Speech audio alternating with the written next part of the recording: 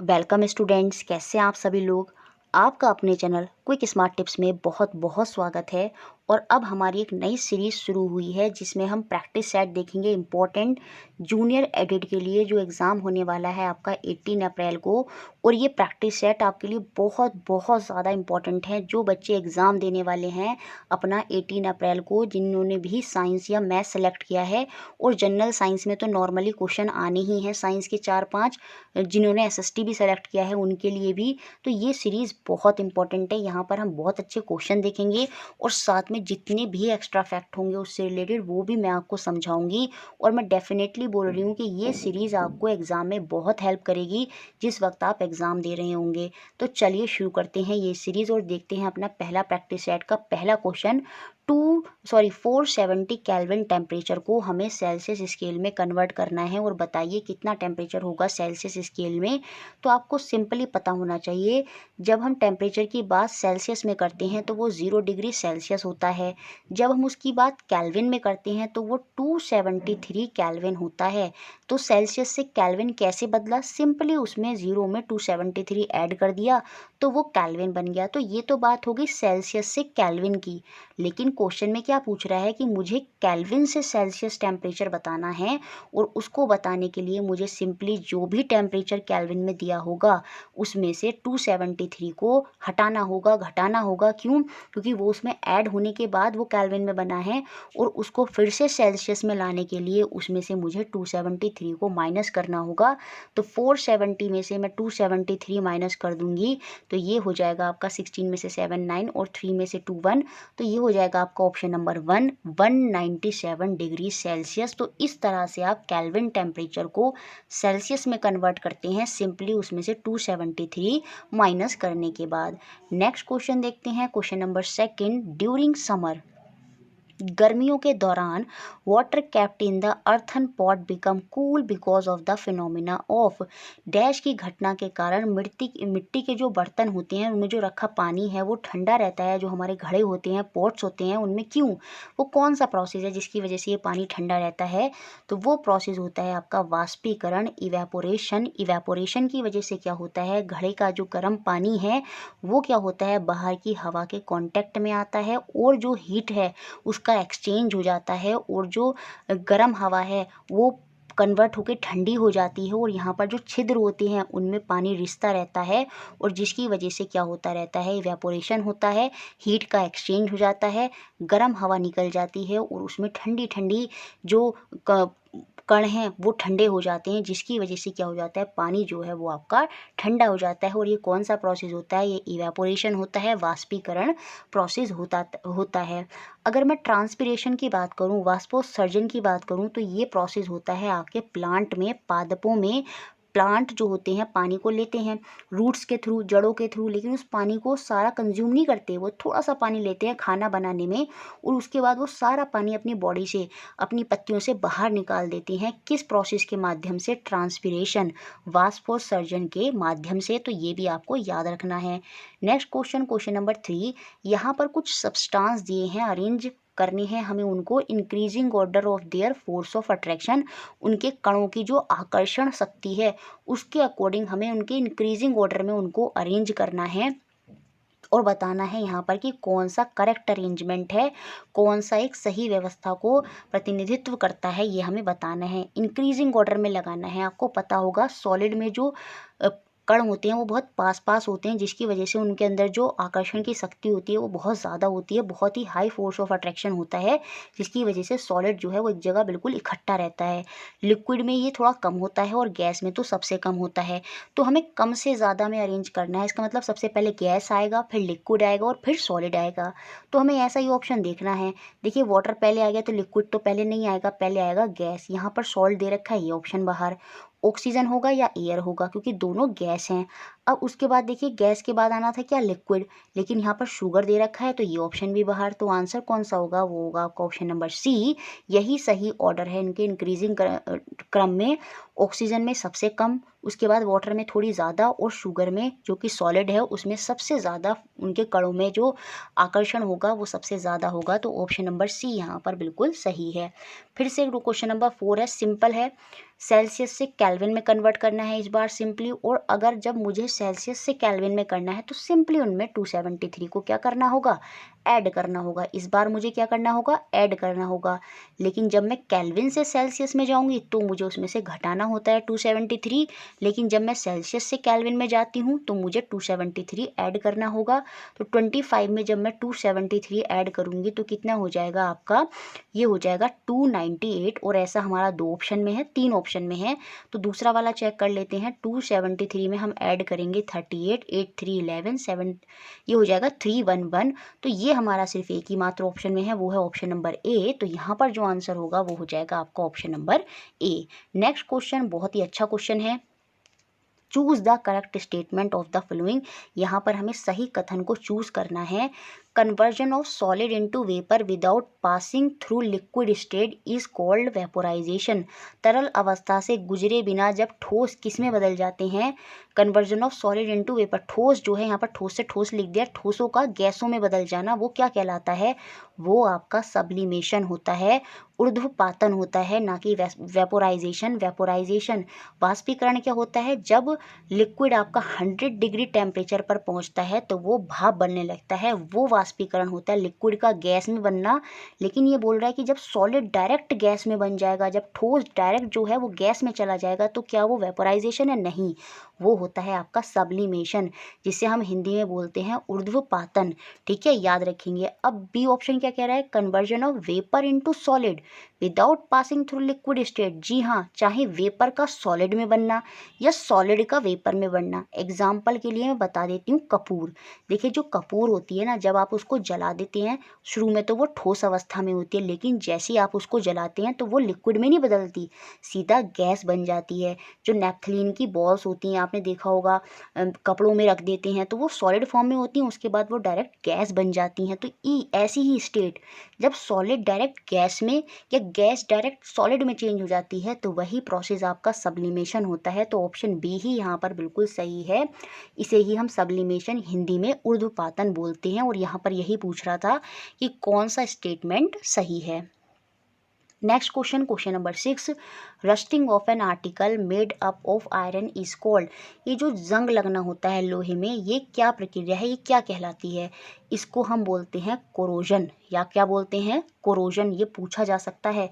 तो जंग लगना तो सबको पता होता है, लेकिन कोरोजन नहीं पता होता। कोरोजन का मतलब क्या होता है, जब किसी मेटल में क्या होता है, वो चेंज हो जाता है अपने, या तो ऑक्साइड की फॉर्म में, या नाइट्रेट की फॉर्म में, या सल्फाइड की फॉर्म में। जब उसका कन्वर्जन उसके ऑक्साइड या सल्फाइड में हो जाएगा उस मेटल का, तो वो प्रक्रिया होती है उसकी कोरोजन।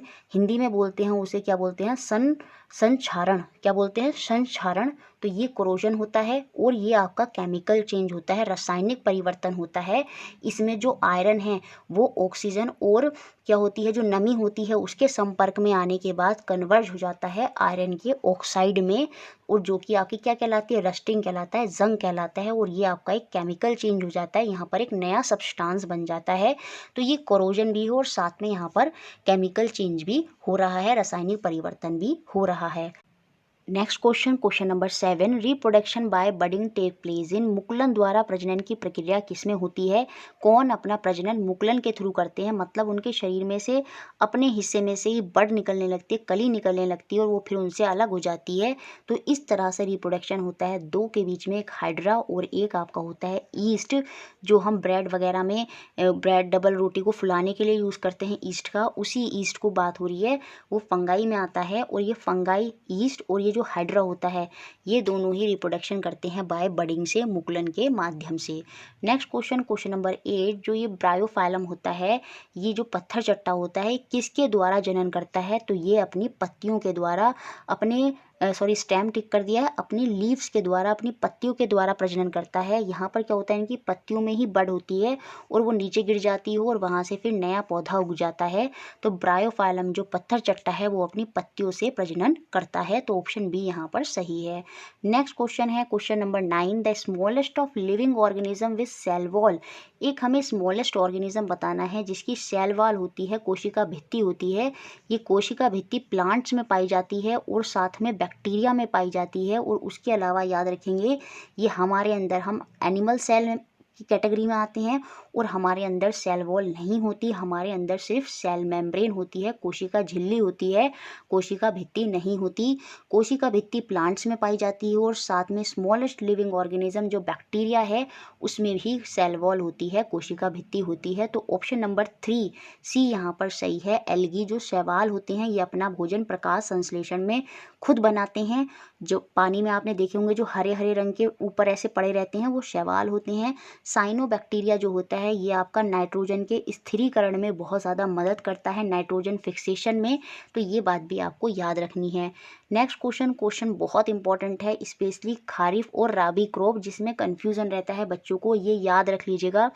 खारिफ क्रॉप जो होती हैं, खरीफ की फसलें जो होती हैं वो आपकी जून जुलाई के समय क्या होती हैं, उगाई जाती हैं और उसके बाद अक्टूबर नवंबर में उनकी कटाई हो जाती है। तो गर्मियों की फसलें होती हैं। रबी की फसलें जो होती हैं वो जाड़ों में उगाई जाती हैं और मार्च अप्रैल के टाइम में उनकी हार्वेस्टिंग कटाई हो जाती है। तो खरीफ की फसलें कौन सी हैं और राबी की फसलें कौन सी हैं ये आपको पता होनी चाहिए।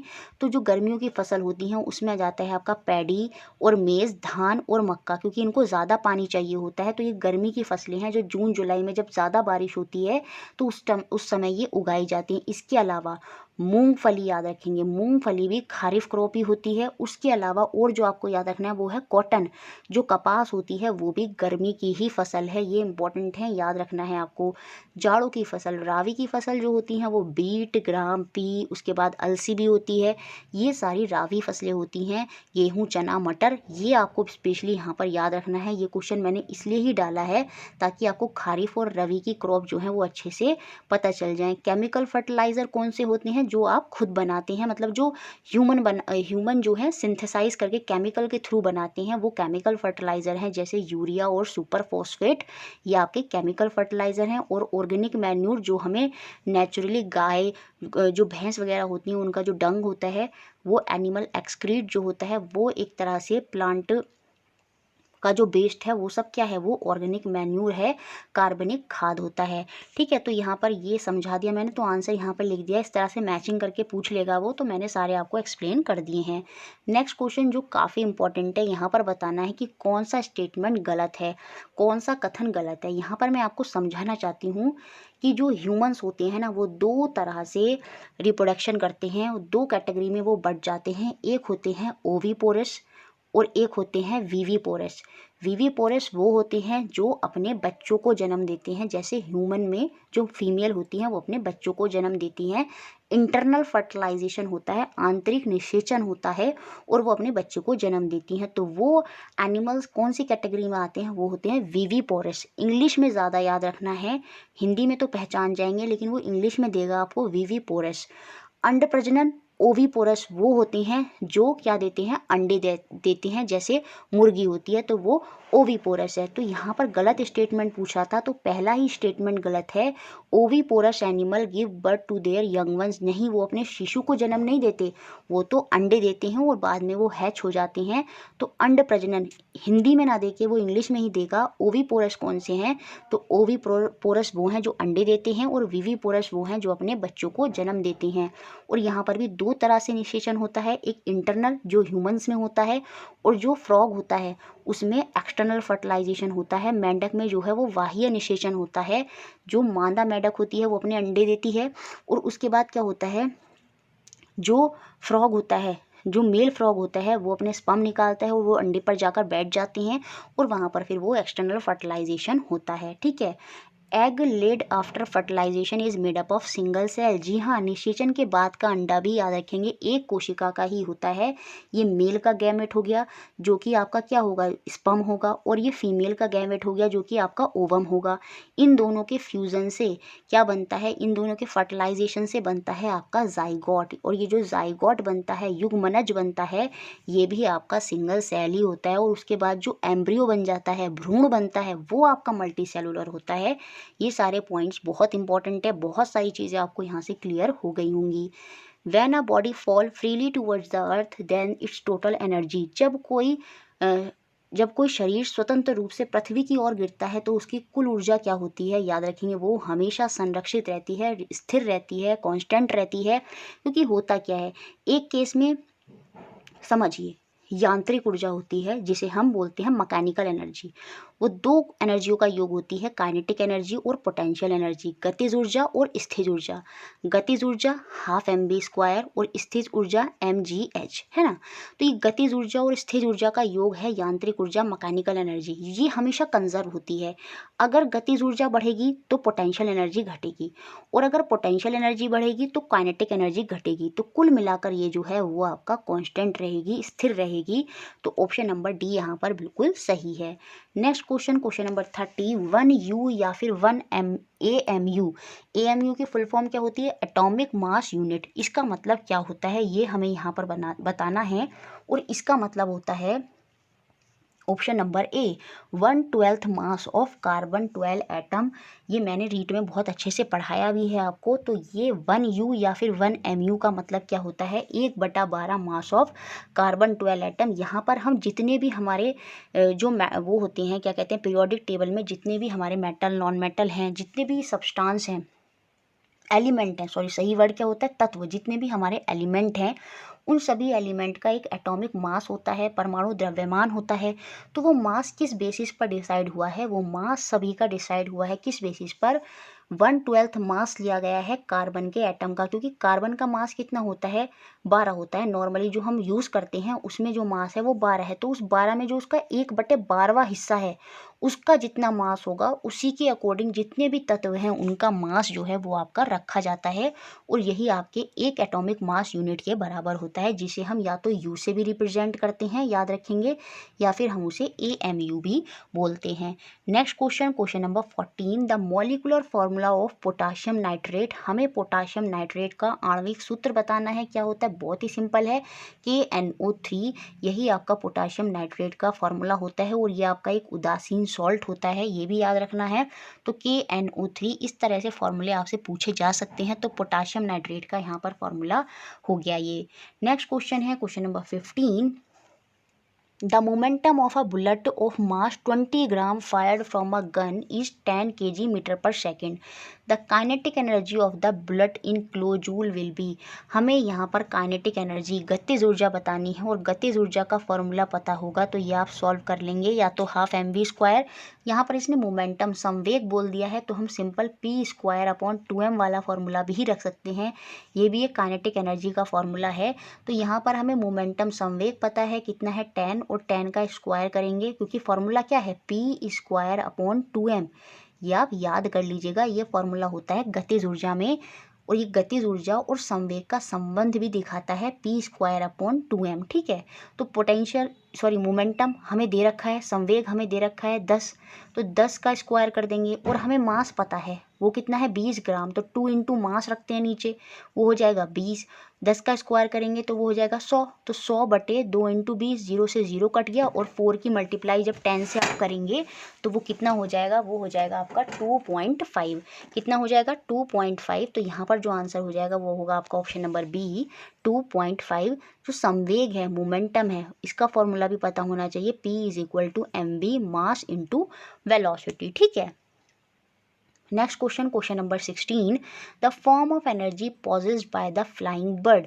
जब एक बर्ड हवा में उड़ रही है तो उसमें कौन सी ऊर्जा है? तो आपको याद रखना दोनों ही ऊर्जा होती हैं, both kinetic and potential energy. गतिज और स्थिर ऊर्जा दोनों ही होंगी हमेशा। कोई भी सब्सटेंस है, याद रखेंगे, उसमें हमेशा दोनों ही ऊर्जा होती हैं, स्थिर ऊर्जा भी होती है और गतिज ऊर्जा भी होती है। गतिज ऊर्जा जब वस्तु चलने लगती है तो उसमें गतिज ऊर्जा बढ़ती चली जाती है, और स्थिर ऊर्जा जो है उसकी कम होती चली जाती है। स्थिर ऊर्जा मतलब होता है कोई वस्तु रखी है तो उसके अंदर अपने आप एक ऊर्जा आ जाती है जो कि होती है स्थिर ऊर्जा, लेकिन जैसे जैसे वस्तु चलना शुरू करती है वो स्थिर ऊर्जा कम होगी और गतिज ऊर्जा जो है वो आपकी बढ़ती चली जाएगी। Next question, question number 17, the bat can fly in the darkness of night without collide with the other object by emitting special sound by flying while flying, which characteristics of sound is used by the bat to navigate। तो इसमें बताना है चमगादड़ जो है रात के अंधेरे में विशेष ध्वनि का उत्सर्जन करती हुई बिना टकराए जो है वो चलती जाती है, तो वो कौन सी ध्वनियाँ होती हैं? तो वो होती हैं आपकी अल्ट्रासाउंड। तो ऑप्शन नंबर ए यहाँ पर बिल्कुल सही होगा। ऑडिबल साउंड जो होती है, जो हमें सुनाई देती है, उसकी रेंज होती है 20 हर्ट्ज से लेकर 20,000 हर्ट्ज तक। इंफ्रासोनिक साउंड जो होती है उनकी रेंज 20 हर्ट्ज से कम होती है, और जो अल्ट्रासाउंड होती है इनकी जो फ्रिक्वेंसी की रेंज होती है वो 20,000 हर्ट्ज से ज़्यादा होती है। मेडिकल वगैरह में अल्ट्रासाउंड ही यूज़ होती हैं। बैक्टीरिया, ये जो जितने भी जीवाणु हैं, वायरस हैं, उनको मारने के लिए भी अल्ट्रासाउंड जो है किरणों का यूज़ किया जाता है। Next question number 18, choose the correct unit of relative density among the flowing. निम्नलिखित के बीच सापेक्ष घनत्व का हमें सही इकाई चुननी है। तो सापेक्ष घनत्व का कोई यूनिट नहीं होता। ये बहुत इंपॉर्टेंट क्वेश्चन है। क्वेश्चन बन जाएगा कि सापेक्ष घनत्व जो रिलेटिव डेंसिटी होती है इसका क्या मात्रक होता है। इसका कोई मात्रक नहीं होता, यूनिट लेस होता है ये।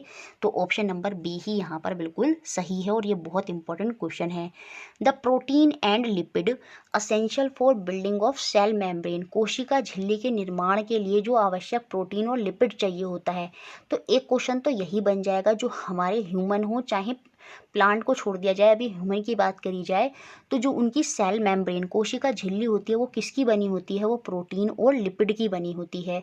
तो ये जो प्रोटीन और लिपिड चाहिए कोशिका झिल्ली जब बन रही है तो ये कहाँ बनते हैं, ये पूछा है क्वेश्चन में। इनके द्वारा ये कहाँ निर्मित होते हैं, तो ये आपके एंडोप्लाज्मिक रेटिकुलम में, आंतःप्रद्यावी जालिका बोलते हैं इसको शायद हिंदी में। तो एंडोप्लाज्मिक रेटिकुलेट में इनका निर्माण होता है और यहीं पर ये कुछ इस तरह से स्ट्रक्चर होती हैं आपकी कोशिका के अंदर। और इन्हीं में क्या होते हैं, आपके छोटे छोटे राइबोसोम जो होते हैं वो इन्हीं पर चिपके रहते हैं। दो प्रकार से डिवाइड हो जाती हैं, वो आगे का पार्ट है, लेकिन राइबोसोम यहीं पर चिपके होते हैं जहाँ पर क्या होता है, प्रोटीन का सिंथेसाइज होता है। तो ये भी एक इम्पॉर्टेंट है, पूछा जाएगा कि राइबोसोम कहाँ होते हैं, तो वो एंडोप्लाज्मिक रेटिकुलम में ही चिपके हुए होते हैं। उसके बाद तो यहाँ पर तो आंसर ऑप्शन नंबर ए हो गया। बाकी याद रखेंगे गोल्गी अपैरेटस जो होता है ये क्या करता है, जो प्रोटीन वगैरह बना है एंडोप्लाज्मिक रेटिकुलेट में उसका ट्रांसफ़र कराएगा। तो ये ट्रांसफ़र का काम करेगा गोल्गी अपैरेटस।